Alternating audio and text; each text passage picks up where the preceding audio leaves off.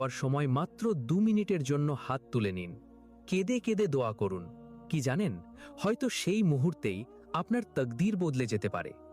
Number 2, ইফতারের ঠিক 10 minute আগে, বিশেষ করে আমাদের বোনদের জন্য আমরা কি করি? পকোড়া ভাজছি, দস্তরখান সাজাচ্ছি, রান্নাঘরে দৌড়ঝাঁপ চলছে। কিন্তু এটাই তো সবচেয়ে মূল্যবান সময়। হাদিসে এসেছে, রোজাদারের ইফতারের সময়ের দোয়া কখনো রদ করা হয় না। তাই চুলা বন্ধ করুন, ইফতারের 10 মিনিট আগে সব কাজ ছেড়ে দিন, একটু নির্জনে যান, চোখে অশ্রু নিয়ে দোয়া করুন। বিশ্বাস রাখুন, আল্লাহ কাউকে খালি হাতে ফিরিয়ে দেন না। নাম্বার 3, আজান ও ইকামতের মাঝের সময়। মসজিদে আজান হয়েছে, জামাত দাঁড়াতে 10-15 মিনিট বাকি। এটা বিরাট এক সুযোগ। এই সময়ে করা দোয়া সরাসরি আল্লাহ দরবারে পৌঁছে যায়। কিন্তু আমরা কি করি?